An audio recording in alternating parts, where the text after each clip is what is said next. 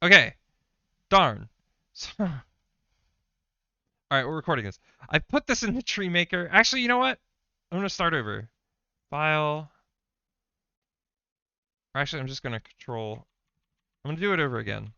That helps. It helps to see, I'm sure. All right. So we made our ears. Our ears are one. So like that. That's cool. I'm gonna start. Oh, not cool.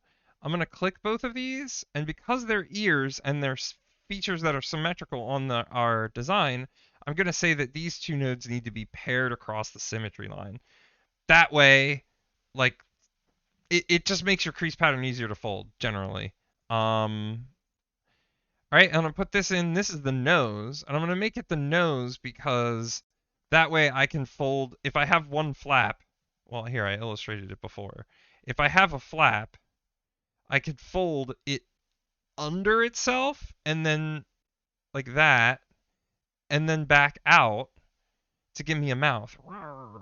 And so I need one for the top of the nose, two for it's folded under, and then three for the actual jaw. So I need a flap of length 3 to get like a mouth with uh, a nose with a mouth that is the same length. So I need a 3 length flap. So that's what we're going to do.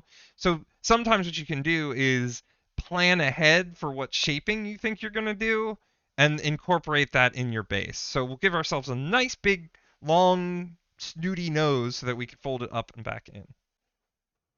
Do that again? Like show you how to make a nose, a mouth? Okay. So here's a length. Here's a flap that I have, and I'm gonna fold it under like this, and then I'm gonna reverse fold it back out. So it's two reverse folds, and that gives me a mouth.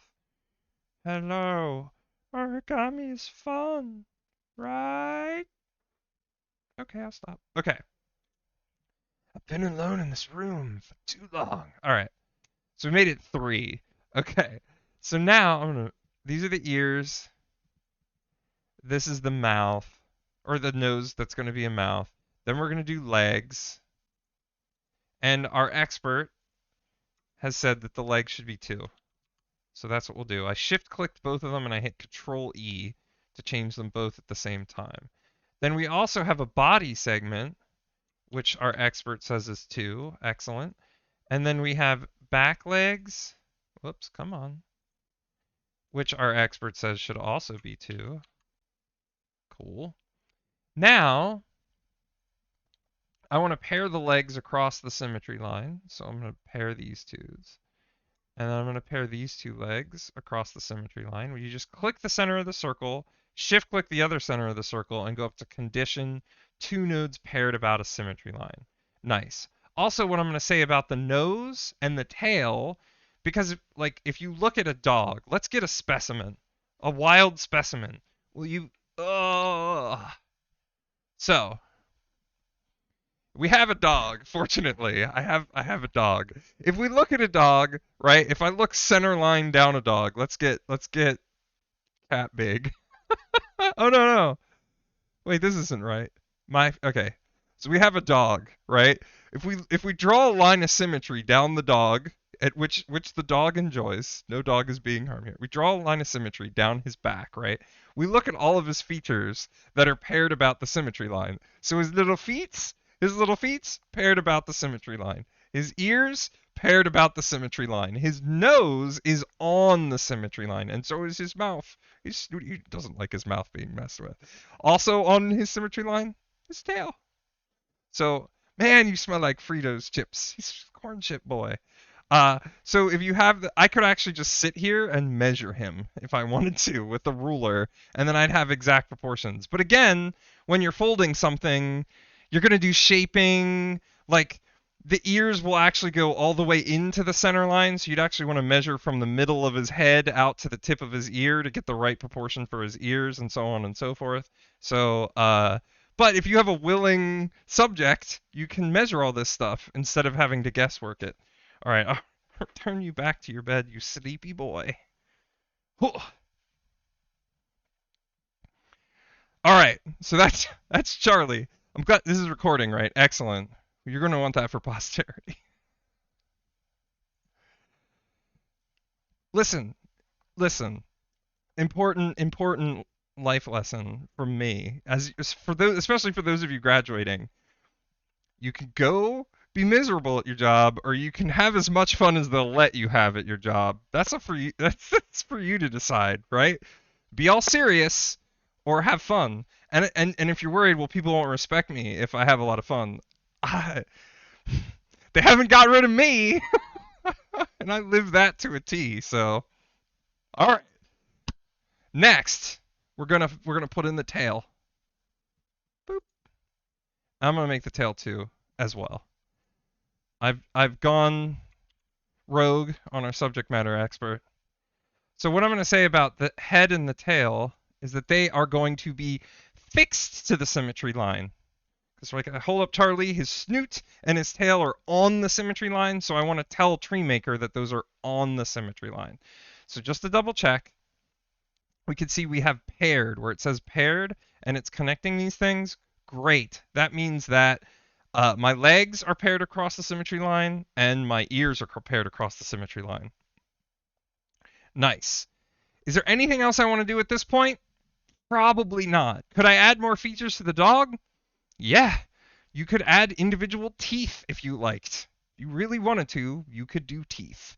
You could do a lot of times what I'll see, what you could a fun thing to try is at this center point here, you could add a bunch of flaps, right? You could add like 2 or 3 flaps that fold down to create texturing for the back of the dog. We also didn't talk about pattern grafting this semester, which I think you guys will like. So maybe we'll do pattern grafting on Thursday.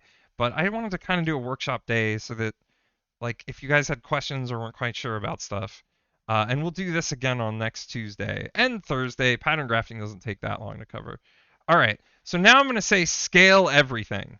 And what does scale everything do? Well, look right here. See how the circle, if I move it away, if I move it sufficiently far from the other circles, this red line turns yellow. So technically what you could do is just sit here all day. Oh, that's right. Oh, you could just sit here all day and try to make all these lines yellow. And they don't turn yellow till you let go of them. And what you're doing then is you're basically doing what scale everything does. Scale everything tries to make sure that everything is spaced correctly, but then it also will change the length. It will change everything's length to be smaller or larger so that it fits inside the square of paper. So if I make one circle smaller, I have to make everything else smaller by the same amount in order to maintain the proportions. That's what scale everything is doing for you. You absolutely could do it manually in the software if you have a lot of time, but we don't. We're very important people here. So I'm going to... Whoa, no. I don't know what happened there. Okay. I'm going to click that there's symmetry up here after I deselect everything, which is the tab button. And then we're going to try diagonal symmetry, and I'm going to hit scale everything. Boop. And this gives me diagonal symmetry, and my scale is 0.1045. I'm going to click on book symmetry, and I'm going to scale everything, and I get 0.12. So this is and you can just look at it. The circles are bigger. They're markedly bigger. And this actually looks like a pretty good crease pattern. Yeah! So, what I'm going to do now is I'm going to hit build crease pattern. Oh, it wasn't able to construct the facets, so the facet ordering of the crease assignment is usually due to numerical round-off areas for the sliver facets. The crease pattern will fold into the base, but you have to find the crease assignment by hand. The offending vertices and creases have been selected. All right. That was a lot of things to say. We can't figure out the direction that the folds go in, I think. I think that's what that one means. So if I go to plan view now, oh my, I think I accidentally go to design view. Did I? And if I kill crease pattern. Huh. Something weird's going on here. Yeah. It looks really easy to fold. If I look at just, I don't, okay, so there's some trubs over here. This is like not easy to fold because it's not all, it kind of looks like it's all rabbit ears, but they're not quite. So let's see if we can do something about that. So, let's go back to design view. I'm going to kill the crease pattern and let's have a look here. So,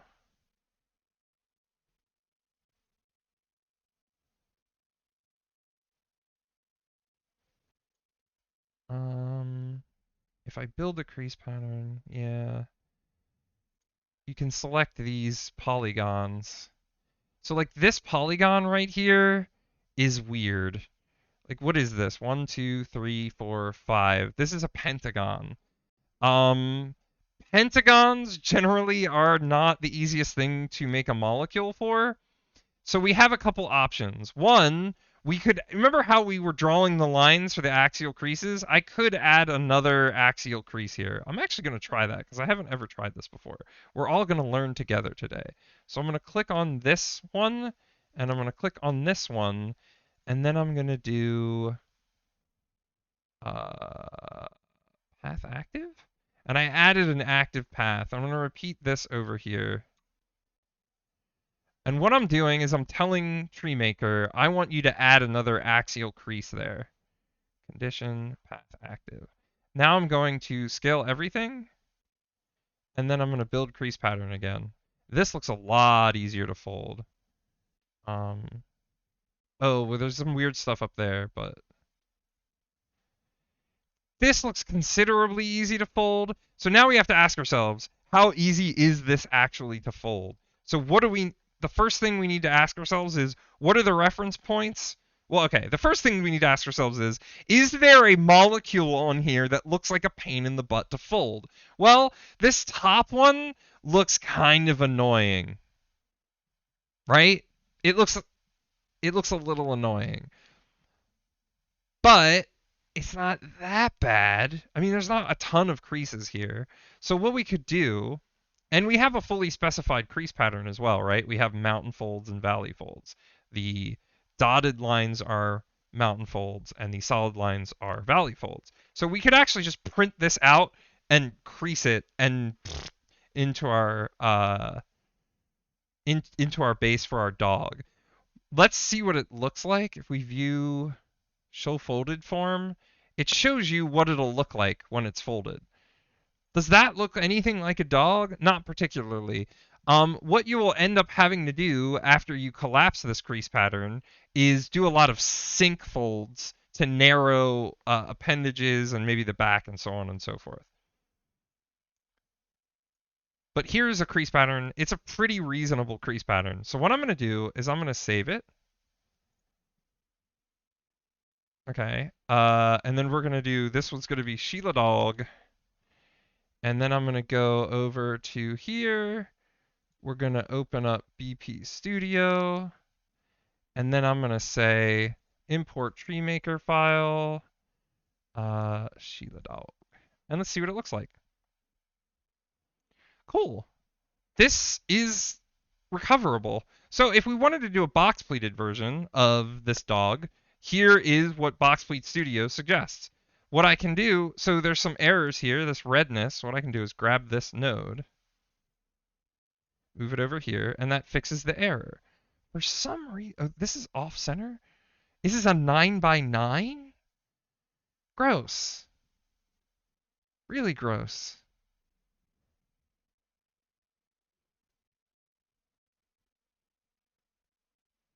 Thanks, I hate it. Oh wait, what can I do? If we make this a 10x10, then I can move this over. I can move these over. It's still so asymmetric because it was a 9x9. All right, now we have a symmetric crease pattern. I don't know why this giant river is here. Is this the tail? It's not even a river. What was this for? This is probably the tail. So I can make the tail larger. I'm going to put it up here and make the tail larger. And now we have a box pleated 10x10 for this dog. And then here's the body, right? Okay, and then this can also just move down. And then I can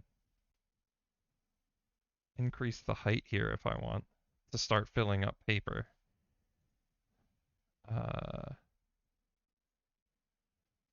Increase the width. And so this now fills in all of the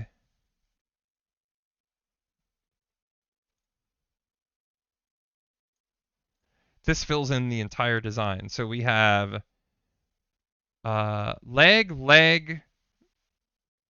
I made the nose really big.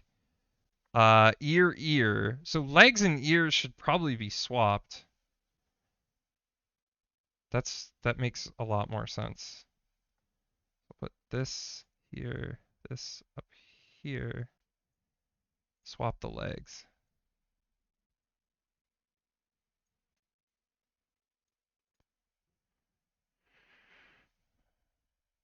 And this should fold into something that resembles a dog, and it's a 10 by 10.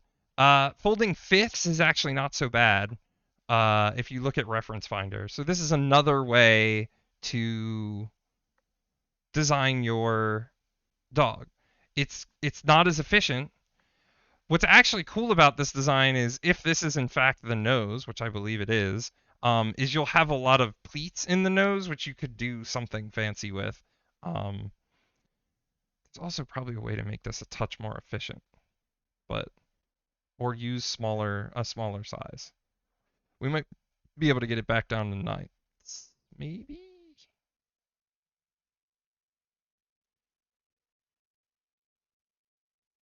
No, you did it, Paul. You did it. That's awesome. That's so good. Look at that. Look at that. High pitched voice. So good. No, I think it looks like a frog. I think it looks exactly like what I folded. Don't get down on yourself. Any questions? Is anybody lost? And if you're lost, where did I lose you? I have no ability to look around the room and be like, and see faces that are like,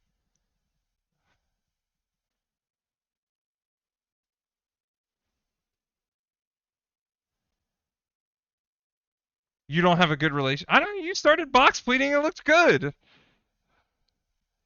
Yeah, you could try to fold it based on the Treemaker design, the box pleated design. It's just and if you get a crease pattern that you like and you have trouble folding it, send it to me. In fact, one of my early summer projects is going to be trying to fold all of your designs. Because I want to have them. Because you made them and they're cool. So they will have a very, very special place in my heart. Oh, it's 3:42. Next time I will talk about pattern grafting. So pattern grafting allows you to do. Oh wait, stop recording.